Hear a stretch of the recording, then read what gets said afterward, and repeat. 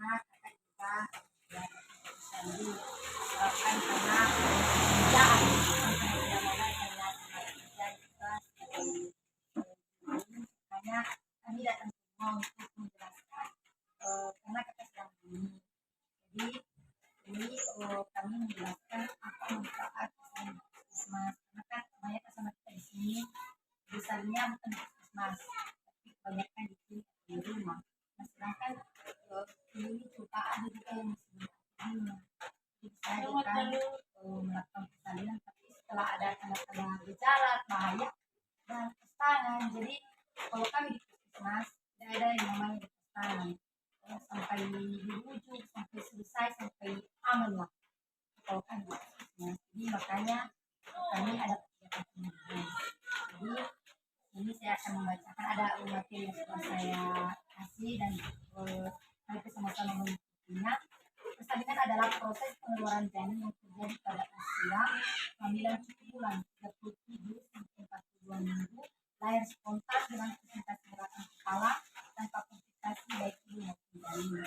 Nah, jadi ini dari umur 0 sampai 37 minggu itu sudah ada tanda-tanda gejala.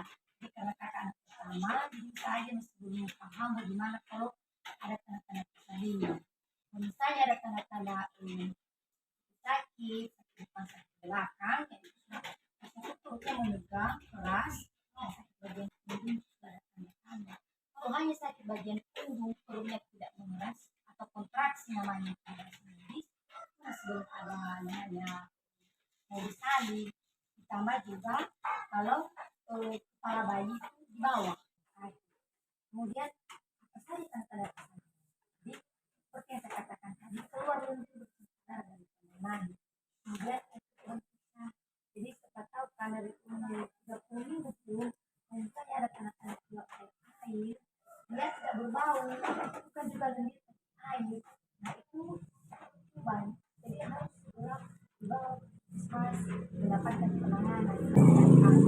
Kemudian kontraksi seperti yang saya bilang tadi, perut menegang, jadi kontraksi dan sakit lemak.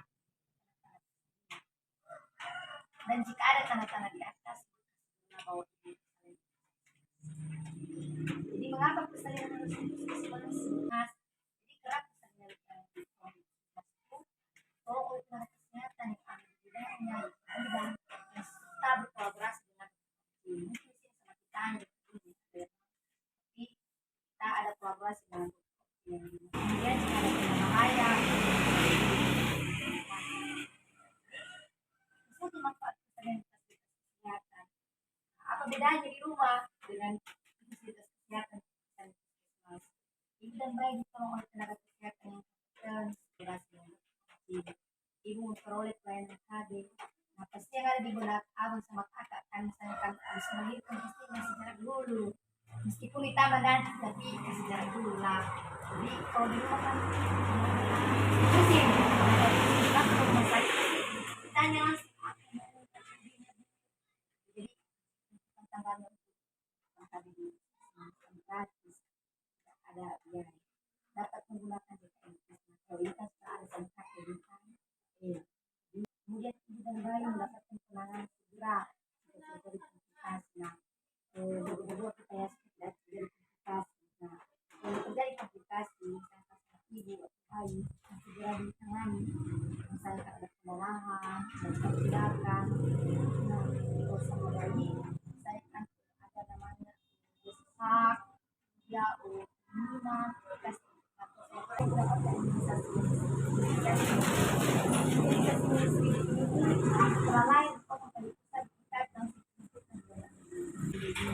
kemudian bayi mendapatkan perawatan imunisasi secara lain. Nah, ada imunisasi secara lain.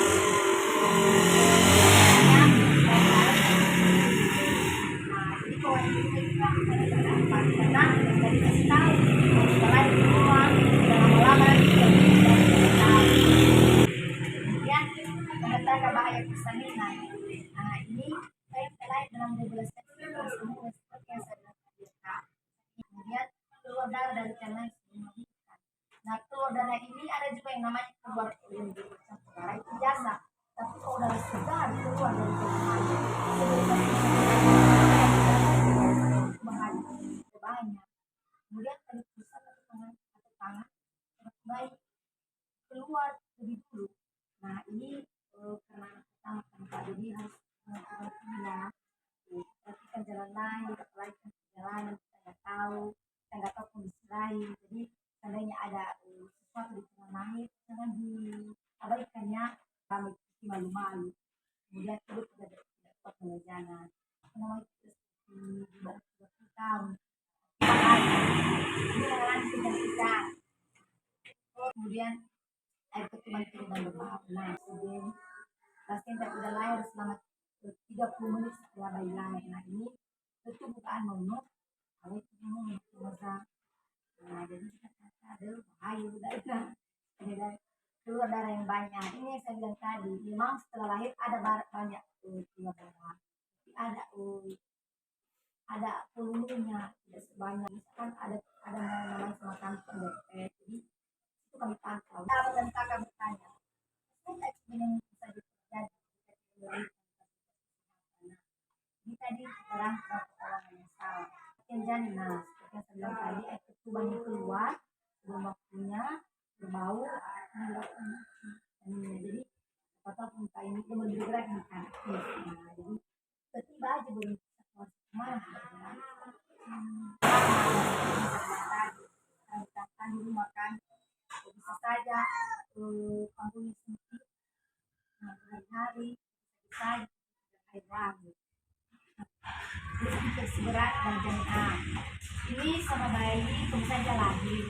Kemudian kalau di rumah atau kita tahu kan kita daripada pengalaman kami anak itu makudaw lagi bau dari badal tawa enak yang inspire. Nah sebenarnya itu bahaya.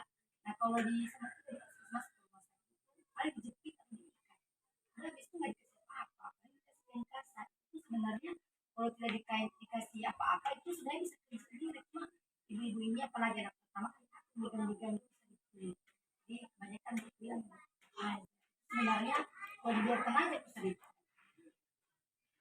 ya istri sedang sama besar. Nah ini terutama ibu-ibu yang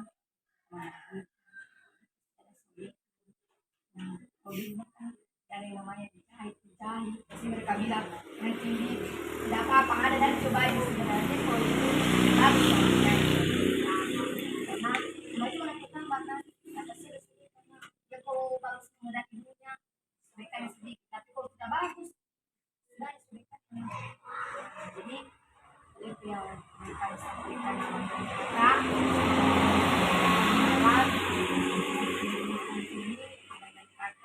ada namanya bilang bagaimana nanti persalinan. Ini sih sudah menjadi apa namanya hak dan abang gimana mau bersalin.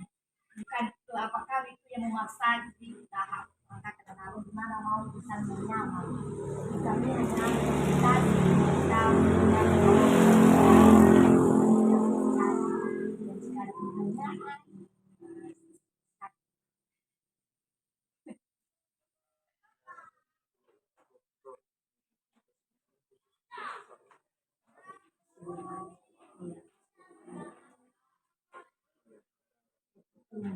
tapi bagaimanapun kan kita akan tahu sebelumnya dan jika kurang apa namanya itu kurang paham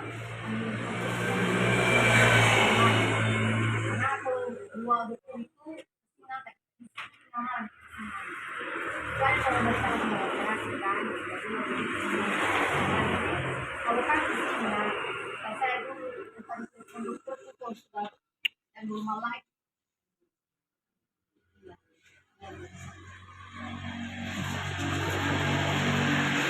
pikiran jika tidak ada pertanyaan, terima kasih ya.